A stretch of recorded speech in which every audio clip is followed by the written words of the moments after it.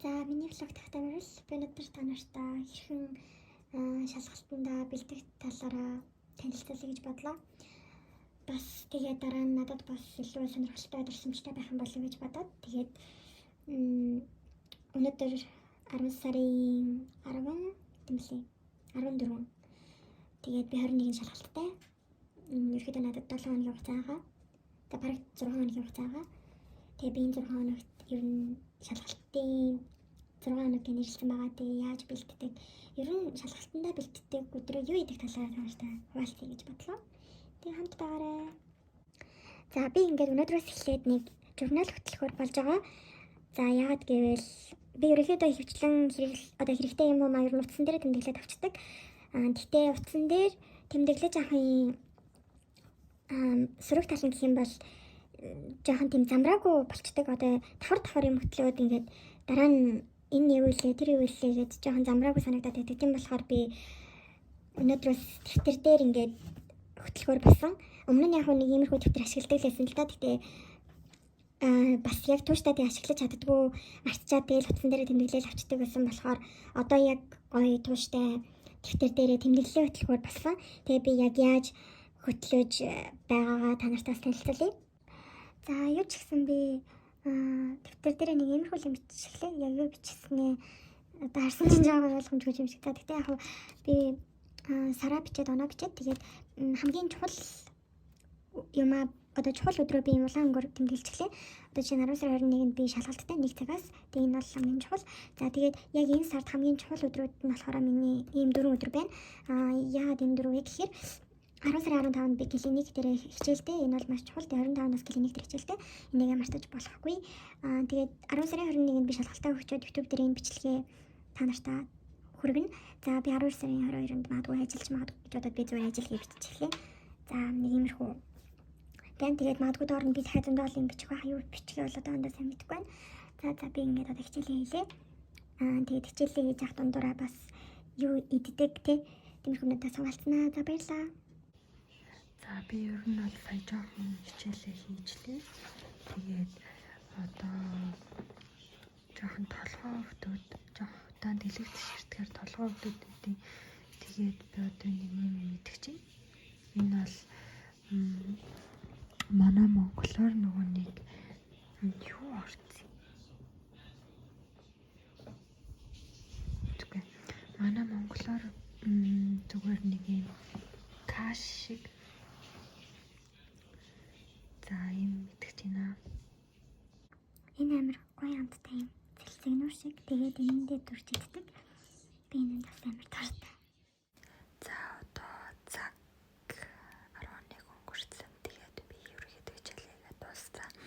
Маргааш өглөө клиник дээр 8 цагаас бэлэн байх ёстой болохоор одоо унтахгүй болохгүй. За баярлалаа. Одоо 6:45 болж байна. Би цагаан ууж кофе ундаг. Тэгээ одоо клиник руугаа явлаа. За баяртай. За би гарахаас өмнө зөвхөндөө юу авч явж байгаагаа та нарт харуулъя гэж бодлоо. За миний зөвхөнд энэ миний ажлын гутал. За тэгээд энд миний түлхүүр байна. Тэгээд энэ миний сургууль руу нэвтэрдэг карт. Би чирнэлийнхаа өнөртэй болохоор ингээд ер нь миний өмнө жоохон тиймэрхүү өнгөтэй. Тэгээд энд миний өмс байна. Тэгээд би хичээл дээр тэмдэглэл бичих болохоор миний тэмдэглэлийн дэвтэр. Тэгээд энд жижигхэн юм уруулан төлөвчөө хийслээ. За одоо гарах болохоор төлхүүрээ авна. За нэг иймэрхүү клиникийн хичээлд явдаг.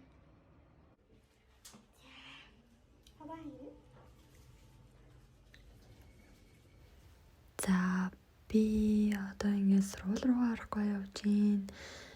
Тэгээд би влог юм бол энэ төрөөсөө хийдэг болохоор камера бариад явах амар юу юм бэлээ. Тэгээд влог хийдэг хүмүүст бас тийм байдаг баг. За энэ манай сургууль. Ингээд хичээл дээрээ байна. За би өглөө гэрээсээ яраад гарсан болохоор захиалсан юмнуудаа сайн үзэж чадаагүй. Тэгээд өглөө ирсэн байсан үдэнд. Тэгээ би нэг ийм цамд захиалсан. Материал нь бол дайггүй. Угаасаа нэг тийм үнэтэй биш болохоор нь зүгээр ямар байд юм бол гээд тэр дэлгүүрээс захиалж үзсэн. Тэгээ нэг ийм носон цамц, одоо бол носон цамц бүр хамгийн хэрэгтэй улирал ирж байгаа. За энэ бол би нэг ийм хавчаар авсан. За тэгээ энэ нэг ийм бэлэг явуулсан байсан. Тэгээд энэ болохоор би ээждээ захиалсан. Тэгээд энэ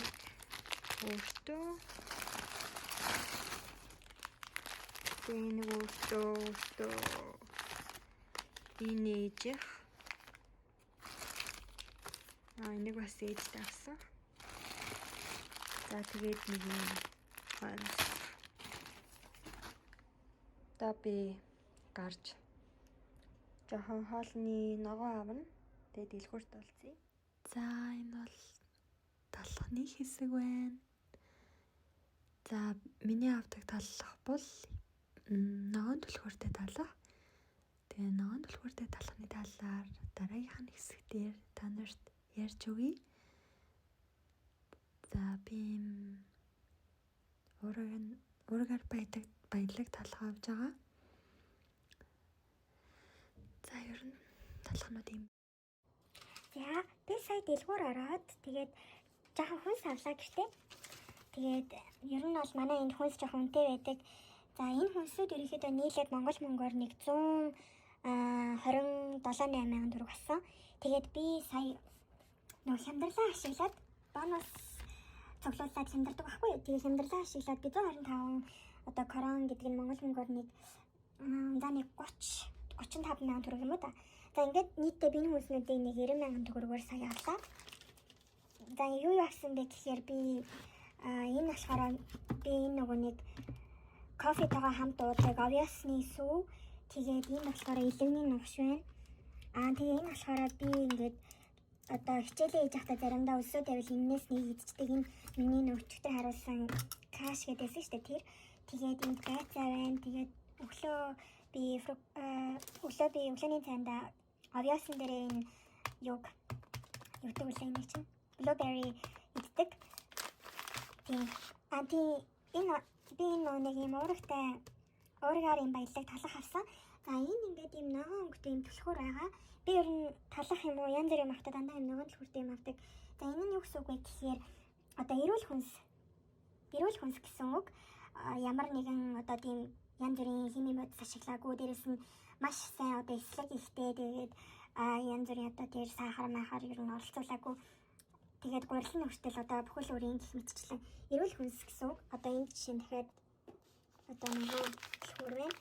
Болж игэл ер нь ногоон түлхүүртэй хүнс авах хичээдэг. Гэтэ бүгд бол тийм биш. Хэсэг ийм хүнснүүд талах тий. Одоо гоймон будаа ийм хүннүүд дээр заримн дээр ногоон түлхүүр байт юм аа. За энэ тэгээд үгэрцээ, тэгээд шинжүү. За энэ болохоор цэцгий.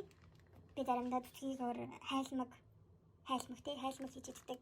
Тэгээд энэ болохоор улаан манжин, тэгээд тэнд гоймон, энд би лув авсан. Энэ болохоор помидор. Би ийм нөгөө нэг одоо наранд ингэж хатаасан помидор гэж байгаа юм л да. Улаан лал. Энийг би нөгөө нэг паста хийхдээ ашигладаг. Одоо тэр пенэ гэдэг гоймон дээр дахианы мах тэгээд эдрийг холиод паста ихээр айгүй гамттай болдог. За энэ болохоор юу юм гэдэг монголоор одоо юм. За одоо нэг манайхаар каан утсан мах гэдэг шиг гэхдээ арай өөр. За ийм юм авсан. За ингээд сүү ерөөхдөө нэг иймэрхүү юм аваад 127 мянган төгрөг боллоо. Та нарт үнэтэй санагдаж байна уу? Би Монголд ер нь сүүлийн хэдэн жил ерөөсөө ингэж хүнс цуглуулсаг болохоор Монголд ингээд хэд байдаг юу авахаар одоо ямар үнэтэй болтыг сайн мэдэхгүй байна. За нэг иймэрхүү одоо би хоолой хийн тэгээд ямар хоол хийсэн та нартаа харуулна.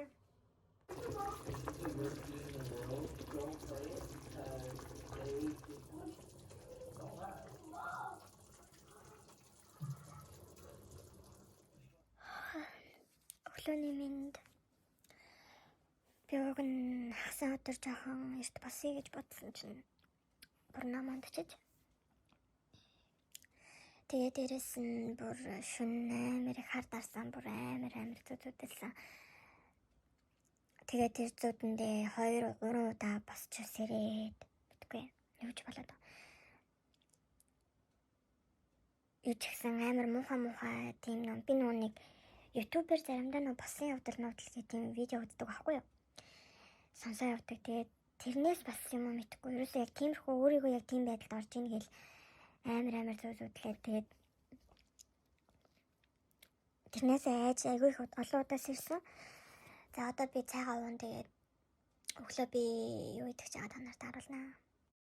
Өглөөний цай нэг иймэрхүү. Би ер нь бол өглөө нэг 3 төрлийн юм иддэг. Зарим өглөө би овёс жимстэй иддэг. Зарим өглөө талах өндөг иддэг. Зарим өглөө бүр юу ч иддэггүй. Шууд өдөр өглөө хаас явж хаад өдрөө хаал иддэг. Заримдаа хичээлээс аврах гээд ч юм уу яарсан үед бол шууд уураг уучдаг. Гэх мэтчлэн гэтээ ер нь бол хамгийн одоо сайн тэжээлтэй хоол бол мэдээж өглөө овёс идэх байгаа. Тэгээ шууд овёсыг дангаар нь идэхээр бас амар амтгүй. Тийм болохоор дээр нь банан тэгээд blueberry тэгээд сүү, cinnamon хийгээд ингээ хойлохоор аюу амттай болдог. Тэгээд тажууд нь бас уудаг. За тэгээд өндөг талах идсэн үед бол бараг өдрийн хаал ерөөсөө иддэггүй. Шууд оройн хаалаа идчихдэг. Яг бол нэлээд хүнд санагддаг.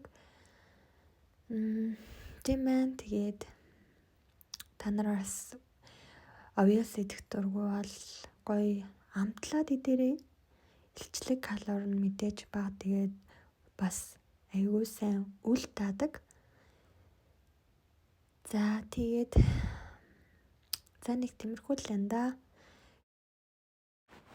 За өнөөдөр бүтэнсаа өдөр тэгээд би бараг өдөржин л хичээлээ хийлээ. Гэтэ яг ч өдөржин биш л те. Жохон хажуугаар нь хоолон тэргүүлэнгээ тэгэл хичээлээ хийж гисэн жохон ч гэсэн хийж чадлаа.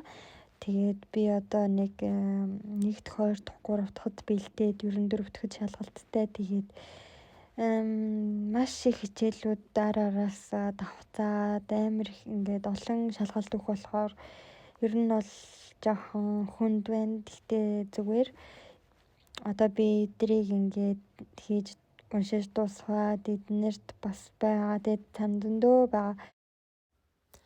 За би өдрийн хоолндоо паста хийж байна. Дахиад нэмахта паста байгаа. Тэгээд би пастанд хийхдээ сарамсаа масланд хуураад тэгээд дээрээс нь тайны маха хийдэг байгаа. Яа масланд хуурдаг вэ гэхээр илүү гоё амттай болгодог. Цэцгийн тосыг бол одоо масл гэдэг шүү дээ. Маргаринтай хүмүүс андуураад байдаг. Маргарин бол талах одоо торт нарийн бовных болохоор андууралгүй цэцгийн тосоор хоолоо хийж байгаарэ. За тэнд гомон. За ингээд дээр нь би соя соус хийсэн байгаа. Паста ихтэй соя соус хийх юм бол аюу гой амттай болдог. Давс хийхээс илүүтэйгээр соя соусанд хуурахаар надад амар гой амттай байт юм шиг санагддаг. За энэ болохоор хатаасан улаан лойл, помидор тэгээд дахиад нэмахтай паста хийх чахтаа би дандаа юм помидор хийдэг. Аюу амттай болдог бас. Монголд энэ байдаг уу энэ бол сайн мэдгүй байна. Тэгээд дээрэс нь одоо юу гэдэг вэ монголоор өтгөрөөсөн сүв хийж байна. Өтгөрөөсөн сүвээ пармезан гэдэг нөгөө нэг бяцлаг байдаг штэ. Пастанд хийдэг. Тэр хоёрыг хойлохоор сүв нь ерөөхдөө өтгөрөөд за нэг иймэрхүү болдог. Тэгээд аюу гой амттай болдог. Та нараас гэртээ хийж үзээрэй. За би одоо дэлгүүр орж ийн. Яагаад гэвэл хит их ингээд хичээл хийчихээр хүн бүр толгой ерөөсөө ажилтгүй юм байна. Та нар тэгдэг үү? Би бүр сая бүр ингээд амар амархан цээжилчих юмн дээр бүр ерөөсөө цээжилж чадахгүй тэгээд минь бүр толгой өвдөөд бүр заалгүй хүрээ. Тэгээд би бодлоо надад жоохон энерги хэрэгтэй юм байна гэх. Тэгээд би жоохон амттай юм идэх юм уу гэж бодлоо. Би тэгээд ерөөсөө нэг тэгж амттай юм идэнгүүд энерги орно гэдэгт нэг тэгж за гэж боддог байсан бол одоо их тэрийг өөрөө хийхгээ явж байна. За тэгээд би танарт юу хийснэ харуулнаа. За шалгалтын сүүлийн өдөр цаг 23:26 маргааш 1 цагаас шалгалттай. Тэгээд бүх юмаа эхнээс нь уншаад эртхэн шиг амрыг гэж бодоод сууж гин. Бас их хичээлээ хийх юм бол толгой ажиллахгүй. За шалгалтаа өгсөн. Сайн өгсөн. Тэгээд хоол аваад явж гин. Ерөөсөө шалгалтанд бэлдээд олигтой хоол ундчихдэггүй ерөнөөр. Тэгээд гоё хоол аваад явж гинэ. За нэг юмрхүү миний влог та нарт таалагдсан уу? Би өөрөө анхаар сурдаг болохоор маш их биолог тэгэл янз янзын бие, атом, эргэтэн, тогтолцоо, орган гэл микробиолог гэл ер нь одоохондоо би биологоо үзэл явж байна. Тэгээд одоо тэгэл дахиад энэ шалгалт дууссан ч гэсэн маргааш дахиад дараагийн хичээлдээ бэлдээ, дараагийн шалгалтандаа бэлдэнэ. Тэгвэл нэрээ Халлоуин болох ч байгаа. Тэгээд Халлоуинаар би уг нь манай сургууль нэг Халлоуины баяр хийдэг байхгүй юу? Тэгээд тэрэнд нь найзуудтайгаа орно гэж утсан чинь би протокол чамжаагүй. Угаасаа протоколээ гэж бараг ботоогүй. Яа гэвэл та нар бас ингэдэг өнөө шалгалт малгалтандаа бэлдэж хагаад ер нь илүүдтэй юм их амар бодогдоод байдгүй. Ингээл за тэр чаах тийм юмд явмаар санагдвал за ишиг дараа нь олё ч юм уу те. Яг тэгэж бодоод ч тэр юм уу би протокол хийж гэж бодоогүй тэгэл хайцсан байсан ч угаасаач протоколынх нь хуцаа дуусаад угаасаа хүмүүсэнд дурсаг гэсэн. Тэгээд за тэр Халлоуины баяр маяг би өндөө нэг тэмдэглээд байдаг юм л да. Тэгээд яг зөвөр их сургуулийн хувьд гоё болох гэж бодсон. Яг тэгвэл одоо 2 жил бараг тий амар одоо ингээл бүх юм хаалттай ямар нэг юу ч байхгүй баяр зингэл наадам юу ч байхгүйсэн болохоор яг тийм гоё юм болов уу гэж бодсон. Тэгтээ шинэ жилийн баяр болохоор нэг санацхгүй байна. Тэгээд би та нарт бас нэг гоё мэлий би хэрвээ одоо би нэг зүйл бүтчихвэл заяа бүтвэл би асаа элдийн мөгчүүдэд байгаа нэг ойрхон хаашаа чинь тэгтээ би ер нь бол бүрэн вакцинд бол хамрагдаг байгаа. Яагаад гэхээр би жоохон вакцины эсрэг хүн байгаа шүү. Уучлаарай. Уусаа заавал хамрагдах албагүй болохоор тэрний талаар бас яагаад гэдгийг нь ярмааргүй байна. Яг тэгвэл би вакцин ковидын талаар нэг бичлэг хийгээд тавьсан байсан чинь нэг их намайг амар их загнасан. Чи одоо ямар ч юмны мэдлэггүй ажиж хүмүүст буруу юм зөвлөлөө гэдэг. Тэгээ би за бэлжөө. Тэгээ би мэдлэгтэй болж байгаа л ярих гэж бодоод байна. За тэгээд өнөөдөр ингээд шалгалт дууссан. Маргааш шинэ өдөр эхлээд шинэ хичээлдээ бэлтэнэ. Тэгээ та нарын миний нэг хэдэн өдрийн влог ингээд бичлэг хийцнийг ингээд нийлүүлээд ингээд влог маягаар хийгээд тавьчихаар гоё нөө. Ямар санагдчихээн тэгээд доор комент хийрээ. Надад бол айгүй хүчтэй л ашиг санагдчихээн. Та нарт яах юм аа мэдэхгүй. Тэгээд зэн тиймэрхүү л энэ дөө. Тэгээд би гоё нэг өдрийг гоё гаргаж байгаа дахиад гоё ASMR бичлэг хийнэ. Гэхдээ миний ASMR айгүй гоё бичлэгтэй бас та нарыг үдахгүй гоё байсан баг гэж найдаж байгаа шүү. Одоо цаг 22:54 болж байна. Тэгээд унтлаа. Ханаар ч гэсэн эртхэн гоё унтаарай. Утсаа ба үзээрэй. Унтахаас өмнө утсан дээр нэг 10-аас 15 минут юм үзэл. Миний бичлэгийг орж үзэл. Тэгээл ер нь унтчих чагаарай. Тоосон. Ер нь нэг утас үзээд удаан ингэ ширтээ тахаар хүний тархиур ажиллахаа болждөг. Тэгээд тархи нь ингээд амарч одоо унтчлаа гэж бодоод та нарыг ингээд нэгсэндээ унтуулахгүйгээр нойрч өгөхгүй байгаагийн ерөөсө шинж чинь тэр байгаа шүү. Та нар унтах хэвээр цагтаа заавал ингээд нүдэн анаад унтах гэж хичээж байгаарай. Мэдээж жоохон видео юм үзэж болно. Тэгтээ аль болох сайн амраарай. За дараагийн бичлэгээр уулзъя. Бай.